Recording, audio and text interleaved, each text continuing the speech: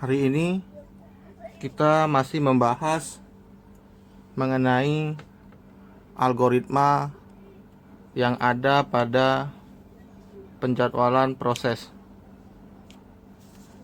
Pada materi sebelumnya kita sudah membahas mengenai algoritma FIFO, salah satu algoritma non-preemptif. Hari ini kita akan mencoba membahas algoritma penjadwalan bernama algoritma SJF, ya.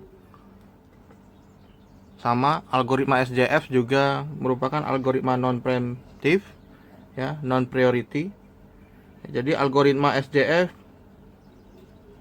merupakan metode yang mendahulukan proses dengan waktu eksekusi tersingkat, ya, atau yang biasa kita lebih sering dengar dengan burst time terkecil, ya.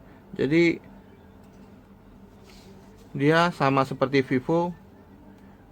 Untuk pertamanya, waktu kedatangan yang paling awal yang akan dikerjakannya terlebih dahulu. Kita langsung ke pembahasan soal saja mengenai SJF non primitif. Misalkan kita mempunyai beberapa proses. Anggap saja ini proses.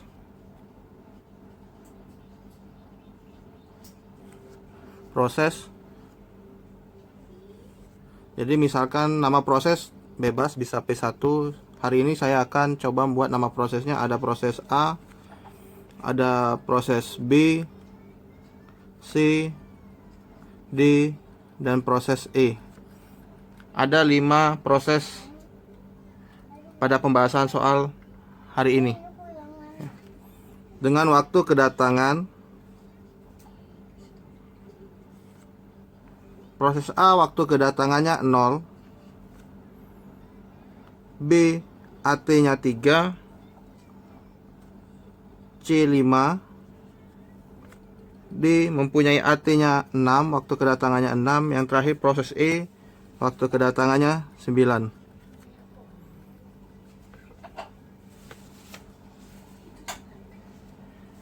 Jadi waktu eksekusinya atau burst time-nya, namanya waktu eksekusinya, untuk proses A waktu eksekusinya 8,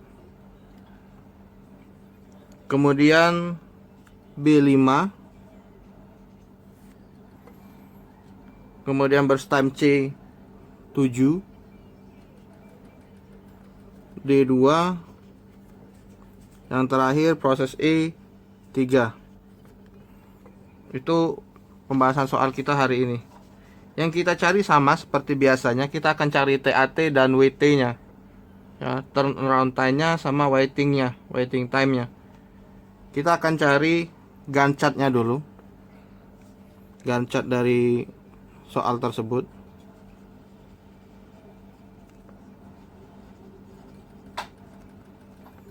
Kita lihat dari burst time-nya. Burst time terkecil dimiliki oleh proses D. Tetapi karena kita menggunakan algoritma non primitif, di mana proses kedatangan terlebih dahulu yang akan diselesaikan, ya, non primitif ini tidak bisa disela, ya, tidak bisa diinstruksi. Jadi kita akan kerjakan proses A dulu. Kenapa? Karena AT-nya 0, ya. Jadi walaupun A mempunyai burst time-nya 8, ya, tapi dia memiliki waktu kedatangannya 0, ya. Jadi selama proses atau selama berjalannya proses A, nanti akan ada namanya proses B, C, D, dan proses E. Nah, nanti setelah proses B, C, D, dan E, baru kita lihat burst time-nya yang paling kecil. Ini Gantt chart-nya, kita coba buat Gantt chart-nya dulu dari proses tersebut. Dia mulai dari 0,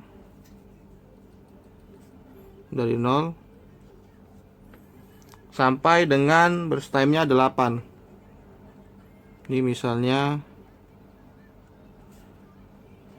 8. Ini punya si proses A. Kemudian proses kedua pada gancet kita akan melihat BT yang terkecil. BT terkecil dimiliki oleh proses D. Ya, 2. Jadi 8 ditambah 2 9, anggap aja di sini ya. 10. Ini punya si D. Kemudian setelah 2 BT yang terkecil ada 3. Ya, jadi 10 3 di sini. 13 punyanya si E. Setelah 3 proses B akan dikerjakan. Ya, 13 berarti 18. Ini punya proses B. Yang terakhir ada proses C. Anggap saja di sini ya, sebesar punyanya si C 25. Nah, ini gambar dari proses yang ada ya, proses A, proses B, C, D dan E. Ini gancatnya. Ya, kita lihat, kita akan cari terlebih dahulu ST-nya. Ya. Start time-nya, waktu dimulainya ya. Untuk ST dari proses A itu ada di 0 ya. A0 ya. Terus proses B kita lihat sini, B kita lihat dia mulainya dari 13 dari sini ya. 13. Kemudian C 18. Proses D ada 8. Kemudian proses E dimulai dari 10. Itu untuk waktu dimulainya ya, start time-nya. Kemudian ada completion time atau finish time-nya ya. Finish time dari proses A, B, C, D dan E ya. Finish time untuk proses A dia selesainya ada di 8 ya. Finish time-nya ada di 8. Berarti finish time-nya 8. Kemudian proses B, finish time-nya kita lihat di sini, berarti di 18. Ya, terus proses C kita lihat dari gancatnya, dia finishnya di 25. Kemudian proses D, finishnya di 10. Proses E di 13. Ya, kemudian yang kita cari TAT-nya. TAT ya. Jadi TAT rumusnya ya, persamaan dari untuk menghitung TAT bisa dari finish time ya dikurangkan dengan arrival time ya. Jadi TAT bisa didapatkan dari finish time dikurangkan arrival time ya. Atau jika kita sudah mencari waiting time-nya, waiting time itu bisa menjadikan persamaan dengan waiting time nanti. Misalnya di sini ada WT, waiting time dikurangkan sama BT, maka dapat juga TAT. Karena WT-nya kita belum cari, belum dapat hasilnya, kita akan cari TAT-nya dulu dengan menggunakan finish time dikurangi dengan arrival time. Ya.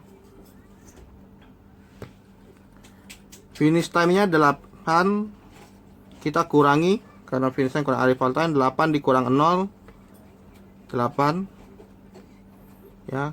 Terus 18 dikurang 3 15 ya. 25 dikurang 5 20. 10 dikurang 6 4. Kemudian 13 dikurang 9 4 juga. Ini TAT-nya ya. Nanti dijumlahkan kita cari rata-ratanya ya. Persamaannya untuk mencari TAT dan WT sama dengan persamaan yang kita gunakan dengan FIFO ya, algoritma sebelumnya. Untuk mencari WT ya, kita bisa menggunakan TAT nilai TAT yang telah kita dapatkan dikurangi dengan burst time-nya, ya, atau ST dikurang AT, ya, ST dikurang AT. Atau kita juga bisa menggunakan persamaan finish time dikurang burst time dikurang AT, ya. Jadi kita bisa gunakan 3 persamaan untuk menghitung waiting time, ya. Ya, kita gunakan coba TAT-nya saja. TAT dikurang dengan burst time-nya, ya. TAT-nya 8 untuk proses A, kita kurangi dengan BT-nya 8. Jadi hasilnya 0. Waiting time proses A. Terus proses B, TAT yang dihasilkan ada 15 dikurangi dengan 5. Jadi waitingnya 10. Ini 10, ya. Proses C 20 dikurang 7, ya, 13. Terus proses D 4 dikurang burst time-nya 2. Jadi hasilnya 2. Yang terakhir proses E 4 dikurang 3, 1. Ya. Ini hasilnya. Ya. Yang kita cari selanjutnya rata-rata dari TAT dan WT, ya. Jadi rata-rata TAT dan WT. Caranya bagaimana? Ya, dengan membagi jumlah TAT dengan N, banyaknya data. Sama juga WT juga, ya, jumlah WT dibagi N, ya. Kita jumlahkan, ya, kita jumlahkan dulu TAT-nya, ya, 8, ya. Kita jumlahkan dengan 15, ya. Kita tambah lagi dengan 20. Kemudian kita tambah 4 dan tambah 4 terakhirnya, ya. Dapat hasilnya 51, ya. Jadi 51 kita bagi dengan banyaknya proses ada 5, ya. Ini saya hapus saja, ya, rumus untuk dari penjumlahannya. Jadi 51 kita bagi dengan banyaknya prosesnya atau banyak datanya tadi, ya. Jadi untuk rata-rata TAT-nya kita dapat 10,2, ya, milisecond.